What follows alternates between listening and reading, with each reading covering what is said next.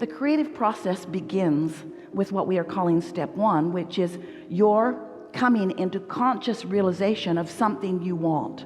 That's step one, asking. So life just causes you to ask all day, every day, doesn't it? When you don't have enough money, don't you know you want more? When you don't feel good, don't you know you want to feel better?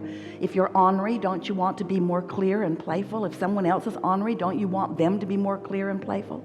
In other words, life causes you to launch these vibrational rockets of desire, and you are doing it all day, every day. So you emanate this vibration of desire, and when you emanate this vibration of desire, the source within you lines up with it. And when we say the source within you, we're talking about your inner being. Yes, sometimes you call that your soul.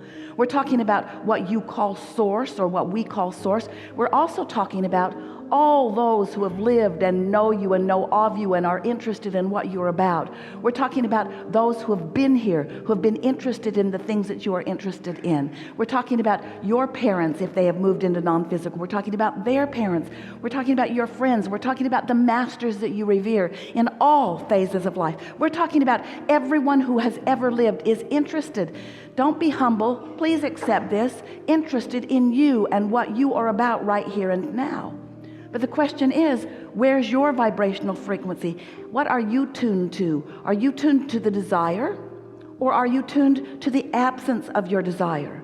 When you say, I want more money, are you feeling the exhilaration of the freedom that that prosperity will bring to you, and the freedom to be or do or have whatever you are wanting? Or are you focused upon the not enoughness of it?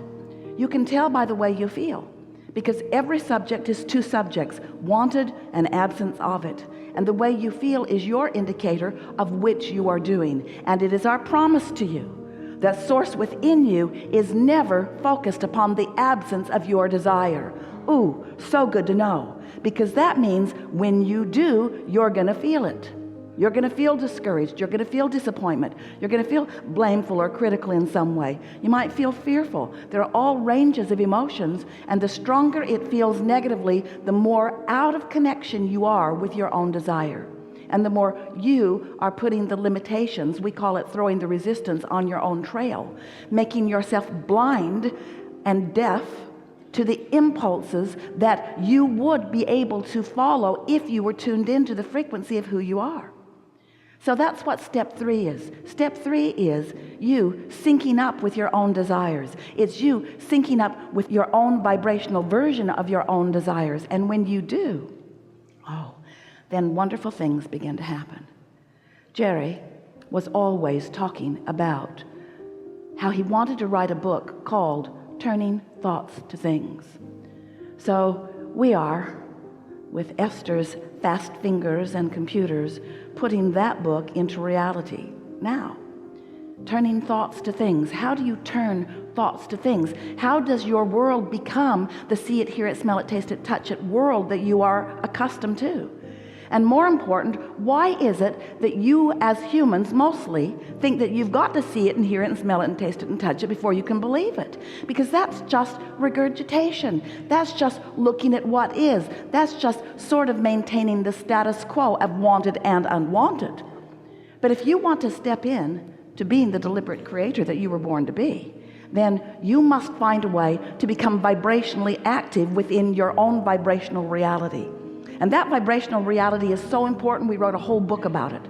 You see it out there on the table. It's called Getting Into the Vortex. It's called The Vortex and Getting Into the Vortex. We wrote about it and talked about it for quite a while, because we want to convince you that there is a vibrational reality that you have access to, that you can feel while you can't necessarily see it, not in the beginning.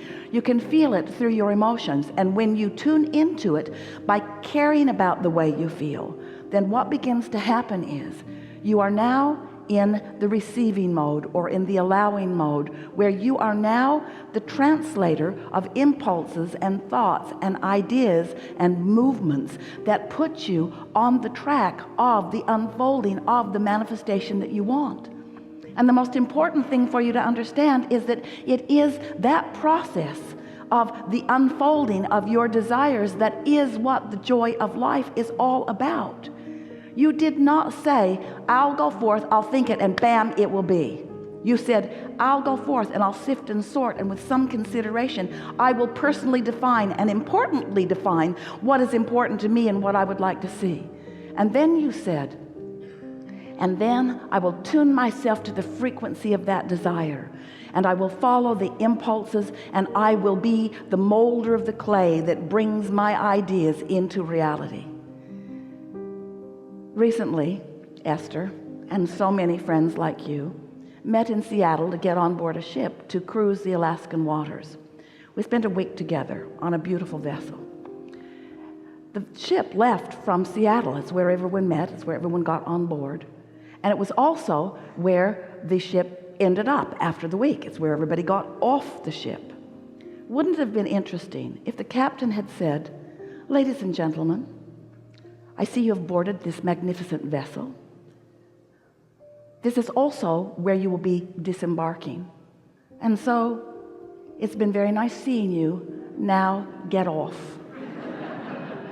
You are now at the end of your itinerary. If you will check your itinerary, you will see it begins and ends here, so get off. Of course, that feels silly because no one got on to get off. No one began the journey to end the journey. Everyone went for the joy along the way, for the unfolding along the way. And yet, so often, you want your fortune to come now, your lover to come now. We want you to enjoy the journey. We want you to enjoy your self-discovery. We want you to feel the fullness and importance of your own desire. We want you to focus on your own desire. We want you to flesh it out with your imagination. We want you to watch for evidence of it. We want you to be expectant of it. We want you to not kill your own desire with the facing of reality, because you didn't come here to face reality. You came to create reality. You are the creator of your own reality, you see. And so it is so much fun to be you, to be in your physical body, sifting and sorting and gathering the data and launching the desires. And it's so much fun for us, because once you launch a desire, we give our undivided attention to it. We keep the light on it all the time. We hold the vibrational frequency of your desire from the moment that you give birth to it, and every amendment that you give to it, we add that to what we are focused upon as well. And that, if you've been listening to us at all for these few minutes that we've been addressing you, that is why you feel emotion. When you are in tune with your own desire, you feel elation, you feel satisfaction, you feel eagerness, you are tuned in, tapped in, turned on, you're frisky. But when you doubt your own desire, you feel uncomfortable, you feel discord, you feel not enough, you feel blameful or self-critical, you feel guilty, you feel fearful. And so your emotions are your key to understanding whether you are in this moment in the state of allowing yourself to be receptive of the impulses. And how fun it is. Don't you find yourself saying, oh, I just got the best idea. You know why? You were in the receptive mode. You weren't focusing in a way that disallowed you from translating that. That's all Esther's doing here. She's in the receptive mode. She's tuned in, tapped in, turned on.